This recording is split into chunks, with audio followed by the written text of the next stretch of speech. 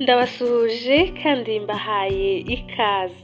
Uyu munsi tugiye kurebera hamwe ibintu byadufasha kubona amahoro yo mu mutima, kubona intekerezo zituje, umutuzo wo mu ntekerezo, kabone n'aho hari ibitagenda mu buzima, kabone n'aho hari ibyanze, kabone n'aho hari ibitaracamo nk'uko bajya babivuga, ariko tugerageze kubaho ubuzima butuje.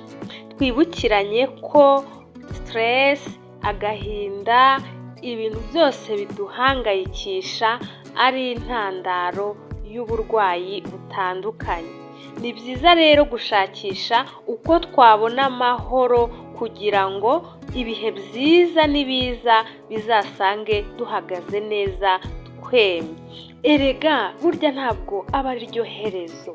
Ibintu bijya bihinduka, ngira ngo ingero nyinshi murazifite. Ntabwo ibintu byanga ngo bikomeze byange kuzageza igihe byangiye. Oya, ibintu bijya bihinduka, icy'ingenzi ni uko ukiriho, uri umukandida wo kugirirwa neza n'Imana.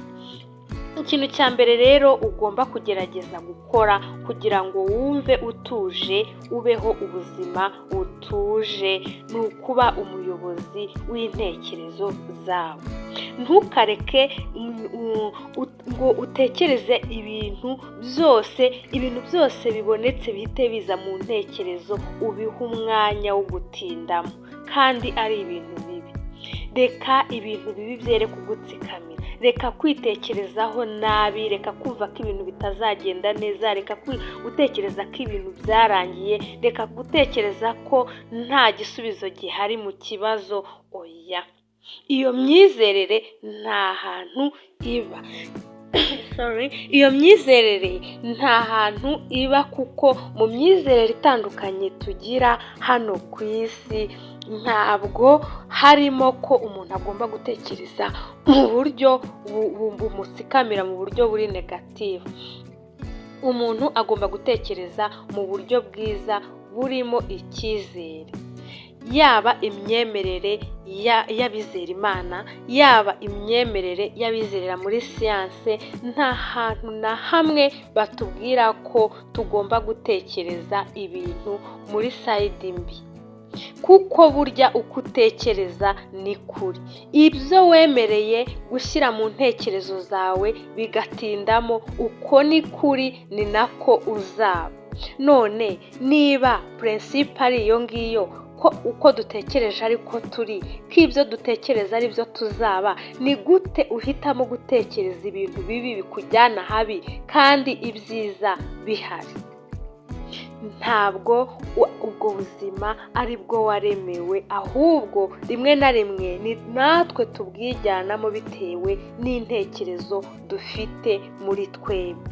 Uzabona umuntu yicaye ahantu cyangwa se ari kugenda, umunyureho ntazanamenye ko wahanyuze, bitewe n'uko intekerezo zagiye kure. Ni ukuvuga ngo rero niba byagenze gutyo, nibyo koko ibibazo birahari, birakomeye, bimeze nabi, ariko nawe uri guta inshingano zawe. Inshingano zawe zihe? Zo kuyobora intekerezo zawe. Hagarara urebe intekerezo, wiyiteho, urebe, nturangare, ntizigutware ngo zikujyane kure, ahubwo uzirebe, uzitegeke, uzibwire uti ngewe ntekereza gutya kuko ari byo bimfitiye inyungu. Nubona intekerezo ije muri wowe ukabona ni intekerezo ije kukumanura, ije kuguca intege, ije kukubwira ko bitazashoboka, iyo ntekerezo uzamenye ko ari iyishaka kukurimbura, kuko nta hantu na hamwe iyo ntekerezo bigeze batubwira ko itanga umusaruro cyangwa se igera ku gisubizo. Ahubwo nubwo ibintu bimeze nabi uko nguko uri gutekereza, ariko uri kubona ibintu mu buryo bufatika ariko bimeze, byirengagize, ugerageze gukura intekerezo zawe kuri ibyo ngibyo bibi, ahubwo uzimure wibone ibintu byagenze neza, wibone wageze mu gisubizo, wibone wageze mu ntsinzi, kuko ibyo ngibyo ari byo bizakubaho kuko watangiye kubishyira mu ntekerezo zawe. Ikintu cya kabiri ugomba gukora ni ugufunga urusaku rwo hanze, ibivugwa hanze, ibikuvugwaho hanze, uko abantu babifashe, uko bavuga ngo byararangiye, uko bavuga ngo ntiwabikora, ngo ntibyagushobokera, ngo ntiwava aho hantu, ngo ntiwatsinda icyo kintu. Urwo rusaku ruri hanze gerageza kurwima amatwi, wirwumva, funga amatwi kuri urwo rusaku ruri hanze, kuri urwo rusaku ruri mu muryango, kuri urwo rusaku ruri mu nshuti, kuri urwo rusaku ruri mu bagukikije, wirwumva ngo uruhe umwanya, urwicaze mu mutima wawe. Ahubwo fata atansiyo yawe, cyangwa se uko umva ibintu byiza, gerageza kwihuza n'abantu bazima, gerageza kwihuza n'inshuti zawe, inshuti nyanshuti, za zindi zikugumaho nubwo waba uri mu bikomeye. Gerageza kwihuza n'abantu bazima bazi ko ubuzima bujya buhinduka, gerageza kwihuza n'abantu bazima bazana impinduka. Abantu utindana nabo nibo nanone bakuyobora aho werekeza. Abantu utindana nabo, imyizerere yabo, uko babona ibintu, niko nawe uzamera nutindana nabo. Niba batizera ko ibintu bizakunda, nawe nuko niko bizagenda. Gerageza rero umenye guhitamo abantu ubana nabo. Niba ubona abantu wabagamo ari abantu bo kwiheba, ari abantu bahora bavuga ngo ibintu byaranze, ari abantu bahora bavuga ngo ibi ngibi ntibizakunda, ngo twebwe twaremewe kuba hano hasi, ntabwo byakunda ko tuhava ngo tujye ahandi. Niba abantu muri kumwe ari abantu baba muri negativite, baba mu ruhande rw'ibitazakunda, bimuke ubaveho, ujye mu bantu bafite icyizere, ujye mu bantu bafite icyo bakungura, bakubwira ko ibintu bizakunda, bakubwire ko iryo atari ryo herezo. Hanyuma ba bandi bakuvuga inyuma ibintu bibi, wibaha umwanya, intekerezo zawe zere kubatindaho, were kubafataho umwanya, ahubwo wowe utumbire imbere, utumbire abantu beza bazima bakujyana imbere, kandi utekereze n'ibintu byiza bituma uva ku rwego ukagera ku rundi rwego. Hanyuma ikintu cya gatatu ukwiriye gukora ni kwemera ikintu urimo, iyo situwasiyo yawe urimo aka kanya uyemere. Niba ushobora kuyihindura, cyangwa se niyo utaba ushobora no kuyihindura, yemere kugira ngo ukore urwo rugendo utuje, ufite amahoro muri wowe. Hari ikintu kiba ku muntu ukaba ubona ko ari bwo buzima. Ni urugero, nubwo turi kuvuga ngo ibintu hari ibihinduka, ariko hari igihe uba mu kintu ukabona neza ko wenda ari wo murongo, ko nta kundi guhinduka, ko ari uko nguko bimeze. Tuvuge wenda uri umuntu ufite ikibazo cy'urugingo wenda rudahari. Ni urugero, hari urugingo wenda udafite, ufite ubumuga runaka, uri kubibona neza wenda ko icyo kintu kitazahinduka. Noneho rero gerageza kubana n'icyo kintu, gerageza kuba muri iyo situwasiyo utuje, uyemere. Emera icyo kintu ko gihari, emera yuko cyabaye, kandi wemere ko ushobora kubaho kimeze gutyo.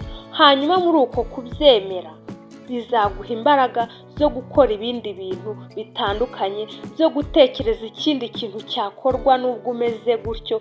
Yego, ikibazo kirahari, ariko ntabwo gikuyeho ko ushobora gukora ibindi bintu kandi nacyo gihari, kandi bikagenda neza.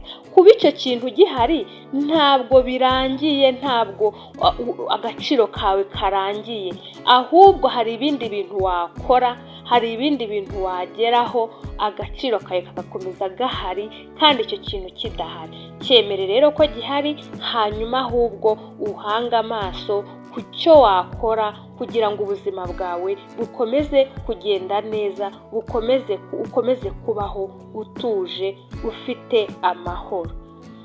Hanyuma ikindi kintu cya kane ugomba gukora ni ukwizerera muri uyu munsi. Ntuhange amaso ibyashize, ibyarangiye byararangiye, byabaye bibi biraba birarangira.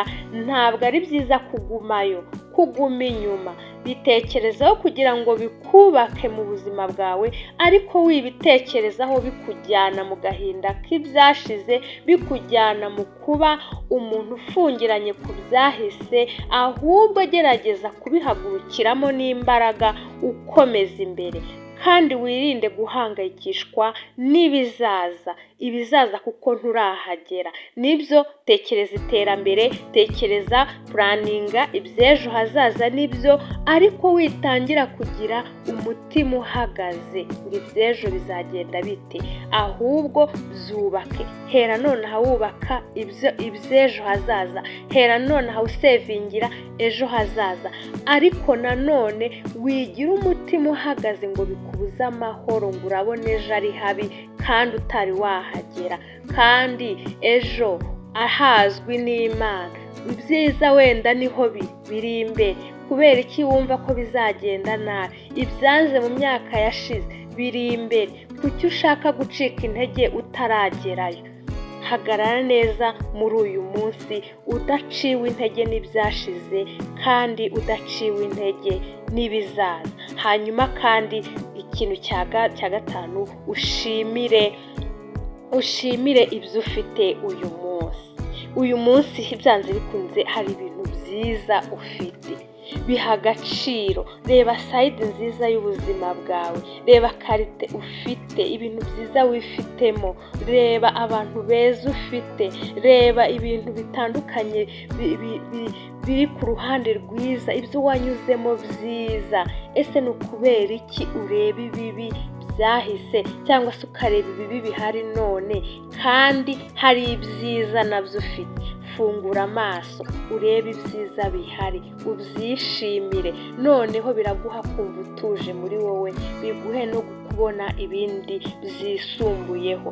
Erega abantu bose ureba bafite ibintu ukabona ni byiza, nabo hari uruhande bafite rubagoye, ntabwo bakubwira. Akenshi na kenshi no ku social media usanga abantu berekana uruhande rwiza rw'ibintu byaciyemo, rw'ibintu byagenze neza, nyamara hari izindi side batakwereka. Kimwe nawe nyine hari ibintu byiza ufite, hari n'ibibi. Wihanga amaso ibibi rero. Mu buzima bwo ku isi abantu hafi ya bose bafite ibintu bibagoye kandi bafite n'ibyiza. Wihanga amaso rero nawe ibibi, kuko n'abariya wifuza, n'abariya ushaka kumva ko wifuje ubuzima bwabo bakwinjije neza imbere mu byabo, hari ibintu bakwereka ugasanga nta nubwo wabasha kubyikorera ngo ubishobore. Ariko wikumva ko abandi bameze neza, wowe umeze nabi. Yego nibyo, hari ibitagenda neza, hari ibyo ufite bikugoye, ariko hari n'ibyiza runaka ufite. Wibitesha agaciro rero, ahubwo nabyo bihanga amaso, ubihe umwanya, ubyishimire. Hanyuma kandi bizatuma ugira amahoro, bitume ugira n'imbaraga zo gukomeza imbere. Hanyuma ikintu cya gatandatu, wikigunga wenyine ngo wifungirane ahantu wenyine, ahubwo ufunguka, usohoke hanze, ujya ahantu hari hasa neza, ahantu nyaburanga niho hakwegereye, ahantu hari nature, cyangwa se utandukane no kwirirwa imbere ya televiziyo, utandukane no kwirirwa na telefone, utandukane no kwirirwa wicaye hamwe utekereza ibintu. Ahubwo ujye hanze, wumve n'umwuka wo hanze, uhure n'abantu bawe, ukore ibintu bigushimisha, wiyiteho, ureke gufata ibintu bikwangiriza ubuzima. Nujya gufata ibyo kurya umenye ibyo uhitamo bizima bikubaka, nujya guhitamo ibyo kunywa umenye ibyo uhitamo byiza byubaka umubiri bikubaka. Ukore imyitozo, usohoke hanze, ugororoke, ibyo bintu byose bizagufasha. Ntabwo ari byiza kwifungirana ahantu hamwe, ahubwo wirekure, usinzire amasaha ahagije kandi wumve ibyishimo byawe, wumve umubiri wawe, wumve ikintu wakora kikagutera ibyishimo, cyane cyane kitabangamiye abandi. icyo kintu rwose ntukirengagize, ahubwo ukiteho cyane, kuko kuriya wifungirana, kuriya wumva uri ahantu wenyine, nabyo bigutera kujyana intekerezo zawe ahantu habi, kujyana intekerezo zawe ahantu hatari heza, hagusubiza hasi. hanyuma rero ikindi kintu ugomba gukora cyo twasoherezaho mu byo twabateguriye ni ukugira guhitamo icyiza, guhitamo amahoro, guhitamo umutuzo. Ibintu byose ni amahitamo, kuko Imana yaduhaye ubushobozi bwo guhitamo ikibi n'icyiza. ibyo bintu ubyifitemo muri wowe. Ni byiza rero ko uhitamo ikintu cyiza, uhitamo amahoro, uhitamo gutekereza ibintu byiza, uhitamo gufata ibintu byiza bikubakira umubiri, uhitamo ahantu heza hagushimisha, uhitamo kubana n'abantu beza bakubaka, aho kugira ngo uhitemo ibintu bibi, ibintu bikujyana habi, abantu bakujyana habi. Ahubwo wite cyane mu guhitamo mu buzima bwawe. Ndabashimiye cyane rero mwese twabanye, mbasaba gukora like niba ikiganiro wagikunze, kandi niba ukunda gukurikirana ibiganiro byacu ukaba utarakora subscribe, ni byiza cyane ko uyikora kugira ngo tubone ko hari abantu badukurikira. ibyo ngibyo bidutera imbaraga zo gukomeza. nkaba rero mbifuriza umugisha w'Imana aho muri hirya no hino hatandukanye. naho ubutaha, bye bye.